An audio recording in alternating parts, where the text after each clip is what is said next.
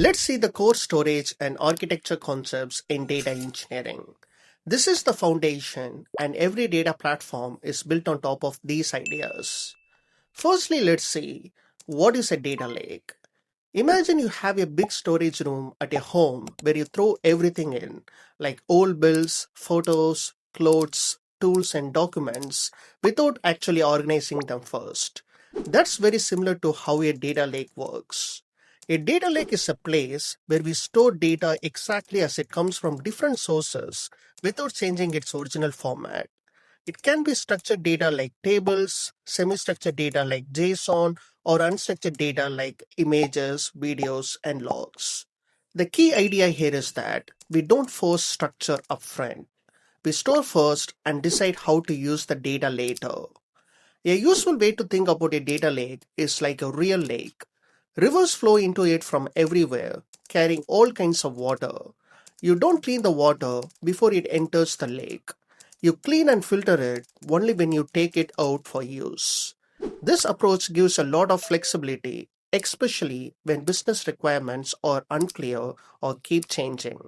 In Azure, this is usually done using Azure Data Lake Storage Gen 2, and in AWS, it's done using S3 buckets, where raw application data, logs, clickstream events, and files are stored cheaply and at massive scale.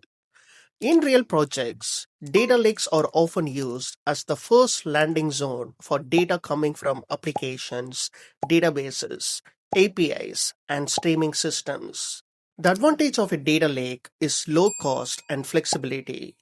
But if you don't apply proper structure, governance, and naming conventions, over time it can easily turn into a data swamp where data exists but no one trusts or understands it. Next, let's see what is a data warehouse. Think about a well organized supermarket.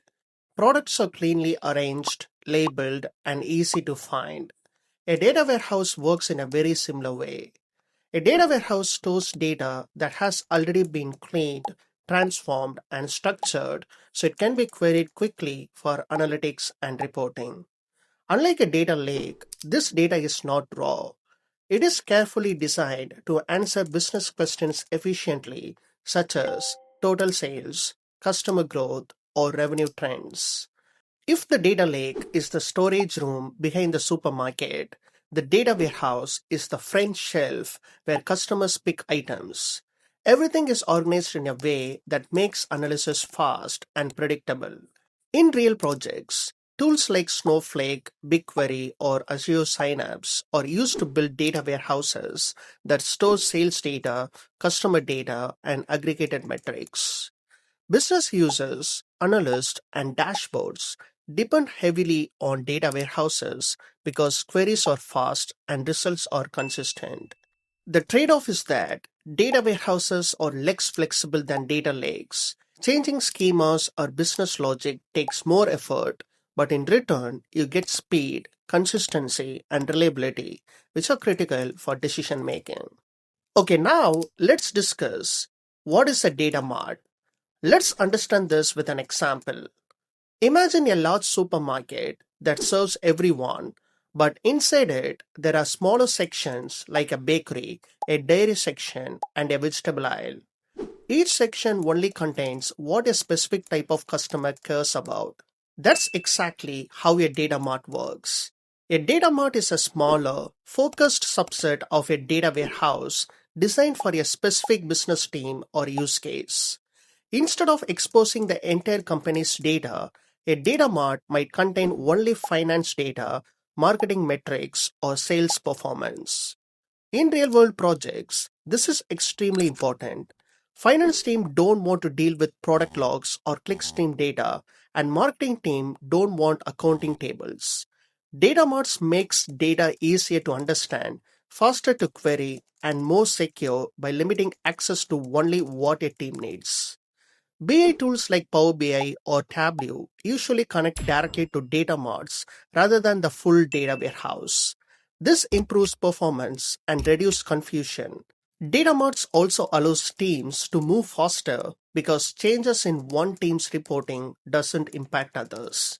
That's data mart. Now let's move to the next topic. What is a lakehouse? For a long time, companies had to choose between storing data either in a data lake or in a data warehouse, and that usually meant maintaining two separate systems, one system for raw data and another system for analytics. Lakehouse architecture was created to solve this problem. A lakehouse combines the flexibility of a data lake with the performance and structure of a data warehouse. Instead of copying data between multiple systems, everything lives in one unified platform. Think of it like how smartphones replace separate devices like cameras, music players, and GPS units. Earlier, you had to manage multiple devices. Now, everything comes together in one powerful system. In data engineering, lakehouse architecture allows data to live in cloud storage as files while still supporting fast SQL queries, updates, and data quality rules. Technologies like Delta Lake enable this by adding features like transactions, schema enforcement, and versioning on top of data lakes.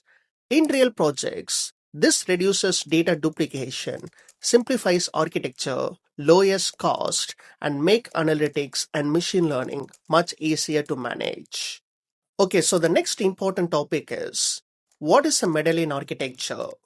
In data engineering, one of the most important principles is that when data arrives in a system, it shouldn't be cleaned and transformed all at once. If you do that, you lose flexibility, traceability, and the ability to fix mistakes later. If you immediately overwrite raw data with clean data and something goes wrong, you have no way to go back and understand what the original data looked like. It's like editing a photo without keeping the original copy. If the edit is wrong, you can't undo it. By keeping raw data first and transforming it in stages, you can reprocess data when business rules changes, debug issues more easily, and compare outputs at each step. This is exactly what Medallion architecture helps you do. Medallion architecture organizes data into layers called bronze, silver, and gold. Bronze contains raw data exactly as it arrives from source systems. Silver contains cleaned, validated, and standardized data. Gold contains business ready data optimized for reporting, dashboards, and analytics. In real projects, this layered approach makes pipeline easier to maintain, easier to scale, and much safer to operate in production environments. Okay, now let's see the next one. What is the difference between OLTP and OLAP? Let's understand this with an example. Imagine a busy supermarket checkout counter. Every time a customer buys something, the cashier scans items, updates inventory, and records the payment instantly. This needs to be very fast and accurate. This is similar to OLTP systems. OLTP stands for Online Transaction Processing, and these systems are designed to handle a large number of small, fast transactions. Examples include order systems, payment systems, and user activity tracking systems. Now imagine the store manager at the end of the day looking at reports like total sales, best selling products, and monthly trends. That's OLAP or OLAP. OLAP stands for Online Analytical Processing, and it is designed for analysis, not transactions.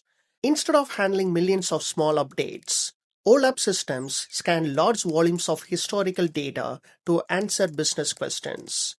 In data engineering, OLTP systems are the data producers and OLAP systems are the data consumers. Data flows from OLTP systems into data lakes and data warehouses, and OLAP systems sit on top of cleaned and modeled data. Understanding this difference explains why we never run heavy analytics directly on production databases and why analytical systems are built very differently from transactional ones. That's the main difference between OLTP and OLAP. So to summarize this, data storage and architecture form the foundation of data engineering.